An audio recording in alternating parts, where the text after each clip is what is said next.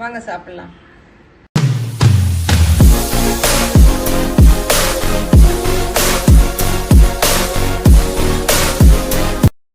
கொத்தமல்லி, இஞ்சி பூண்டு பேஸ்ட்டு, ஆனியன், டொமேட்டோ, 3 தக்காளியை பியூரி பண்ணி வச்சுருக்கேன்.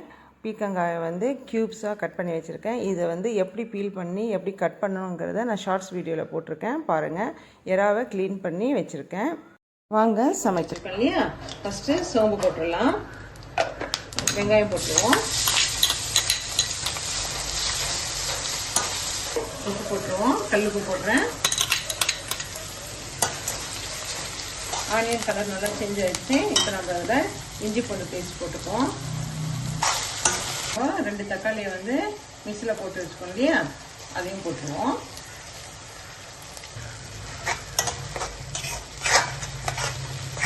தக்காளி பச்சை வாசனை போகிற வரைக்கும் நல்லா வதக்குவோம். அது வரைக்கும் நம்ம வதக்கிக்கலாம். மஞ்சள் பொடி, Kashmir chilli powder, normal chilli powder,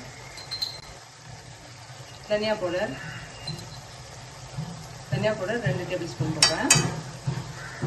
நல்லா பச்சை வாசனை போகிற வரைக்கும் வதக்கிக்கலாம். இப்போ தண்ணியெல்லாம் எதுவும் ஊற்றாதீங்க, ஏன்னா பீக்கங்காலையும் தண்ணி விடும், நீர் காய் இல்லையா, அதுவும் தண்ணி விடும், ப்ளஸ் அந்த எறாவும் தண்ணி விடும். அதனால இப்போ எதுவுமே தண்ணி போடாதீங்க.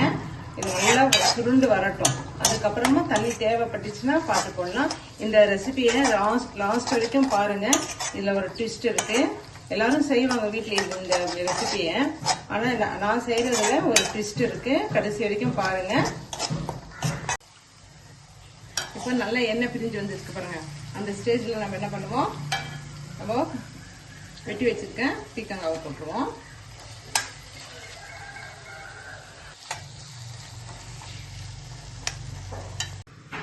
வாங்க பீக்கங்காய் வெந்துச்சான்னு பார்ப்போம்.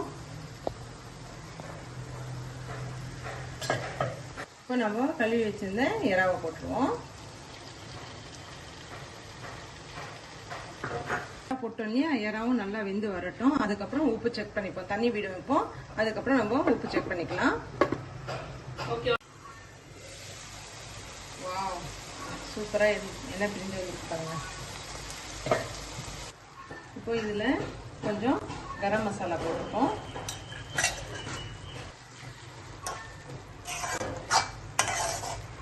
ஆடி மாதம் இல்லையா, யாரெல்லாம் அவங்க வீட்டில் கூழ் செஞ்சு போட்டுட்ருக்கீங்க, யாரெல்லாம் நோம்பு வைக்கிறீங்கன்றது எனக்கு கமெண்ட் பண்ணுங்கள்.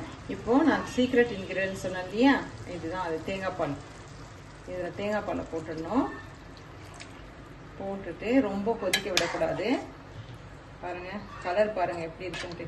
கலர் பார்த்தீங்களா, இது ரொம்ப கொதிக்க விடக்கூடாது. ஒரு கொதி வந்த உடனே நம்ம என்ன பண்ணலாம்னா, காரெல்லாம் பார்த்துக்கோங்க, நானும் செக் பண்ணிக்கிறேன்.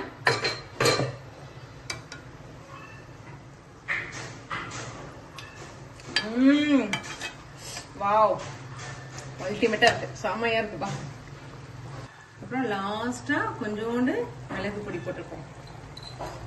இந்த மிளகு பொடியோட ஸ்மெல்லும் அந்த தேங்காய் பால், எறாவோட ஸ்வீட்னஸ் எல்லாம் சேர்ந்து சாப்பாடு கொஞ்சம் அதிகமாகவே வடித்து வச்சுக்கோங்க.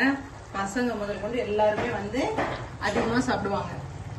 இப்போ நம்ம நல்லா வெந்துருச்சு இல்லையா, இப்போ இதில் கொத்தமல்லி போட்டுப்போம்.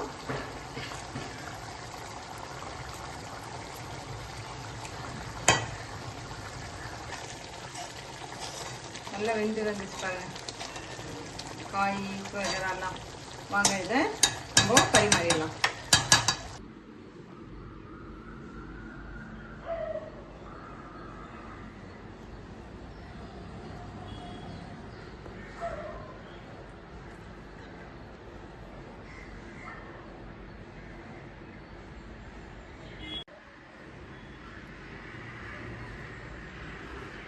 வாங்க சாப்பிடலாம்.